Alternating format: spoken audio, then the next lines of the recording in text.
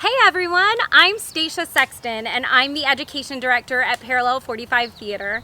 Today I'm going to share an introduction to theater games as part of Wellness Wednesdays, a collaboration between local arts organizations to bring health and wellness to the community. Theater games allow us to build confidence, expand our imaginations, become better at thinking on our feet, and learn to work both independently and as a team.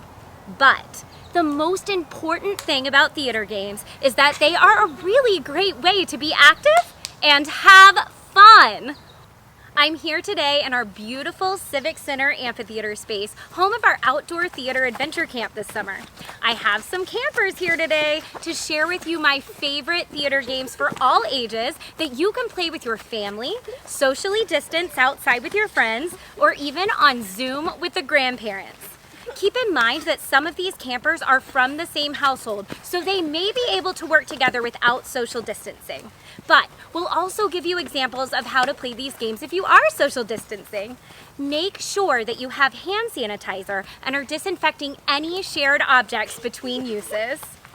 Let the adventure begin! Our first game is called Reverse Props and explores the use of props. The word prop is short for property and means something belonging to or being used by a character on stage. For example, if you were seeing a play about Little Red Riding Hood, the basket that she carries would be considered a prop. For this game, the three props we will be using are a baseball bat, a bowl, and an umbrella, but you can use anything that you have at home. To begin, we will split into groups of 2 or 3. You can use as many or as few people as you'd like, depending on how many people you have. We will give each group one of the objects. Your challenge is to come up with 3 unusual uses for your object and show us by acting them out. If you're playing with teams, you can take turns coming up with unusual uses while the other team guesses. If you're playing with just a few people, you can pass along the object with everyone coming up with new ideas until you've run out. Or if you'd like to do this as a solo challenge, see how many uses you can come up with for each object. This is not just an umbrella. This is a sword. On guard. This is not just a baseball bat. It's a lamppost. That's so bright. Our next game is called Story Machine. This is one of my favorites because it can be played by anyone from 3 to 103 and is great for playing while hanging out in the pool, at the dinner table, on car trips, or even while going for a hike. You can play it with as few or as many people as you'd like. Since we have 6 campers here today, we'll show you an example with them. The idea of this game is to work together to create a brand new story that has never before been told by each person saying only one word at a time. To do this, we will first come up with a silly name for a story title and then go around in the circle saying one word at a time until we've told the whole story. The name of the silly story can be anything you'd like, but the title we'll be using today is The Fat Cat Gang Goes to Hollywood. Once Upon a time there was a cat that joined the Fat Cat. gang He loved food. Okay, and where can we go from here? Suddenly, what could happen? What is suddenly he got like bad. He couldn't. His voice was like. Ooh, He lost his voice. Yeah. Suddenly he lost his voice. The Brussels sprouts cleared their voice, but they still decided not to sing. Here are some helpful tips. Assign a scribe. This is someone to write out the story as you go and read it back when necessary. The scribe can also play in the game. Make sure your story has a beginning, middle, and an ending. You can use words like suddenly, unfortunately, and thankfully if you're stuck and need to move the story forward.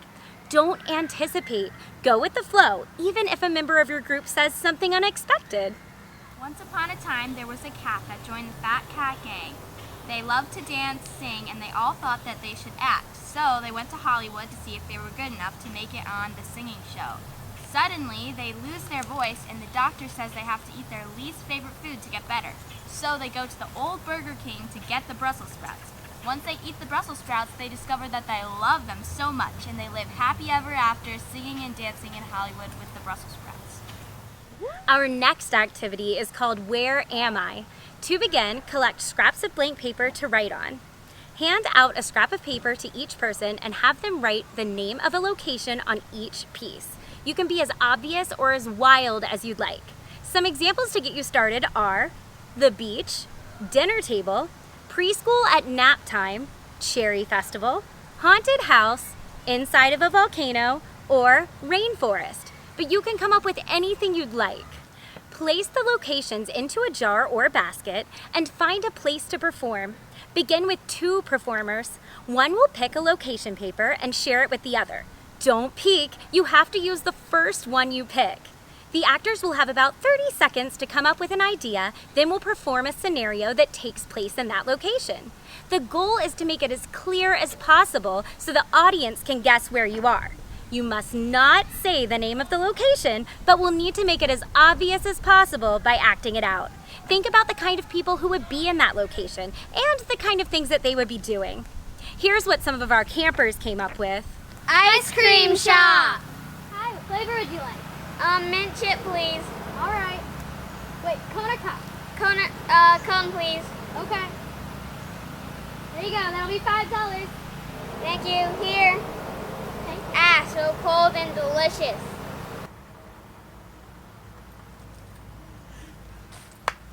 Woo! Ooh, look how big the clouds are. They're bigger than I imagined. I wonder if I can eat them. Well, I wouldn't. Do they taste like cotton candy? No, they don't. I wish they had my favorite snack here. Well, if clouds taste like cotton candy, they'd either be blue or pink. My iPad died. I don't care. I wish that baby behind me would stop crying. I wish the baby behind me would stop crying too. I wonder how far I can lean my seat back. I wonder how much snacks I can buy.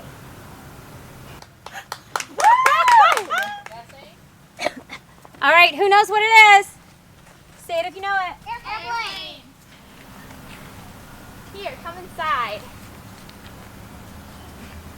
What do you think of my new house? It's small and crammed. Yeah, a little bit. The bathroom's right there if you have to go. Are we gonna make lunch? Yeah, probably. Here, the kitchen's right here. Okay, can you get the eggs out of the fridge? Thank you. Okay, I'll take the pepper, please. Oops, sorry. It's just a little bit tight in here. Here's the Thanks. Oh no! Here, I'll get you a new shirt. The bedroom's right here. Here you go. You can change. The bathroom's there. I won't look. That's it. Just out of curiosity, does anybody know what it is yet? Don't say it yet. Don't say it, I'm just wondering. Okay! Tiny house! Thank you so much for tuning in to learn about theater games with Parallel 45 Theater. We'd love to see what you come up with playing these games with your friends and family. Send us photos or videos at the email in the description, or post on Instagram or Facebook with the hashtag P45@play. Check out our website, parallel45.org, for more information on our outdoor theater adventure camps, our audition intensive camp for high schoolers, and our newly announced virtual 10th anniversary season with events, play readings, and performances that can be enjoyed from your home. Stay well and adventure on!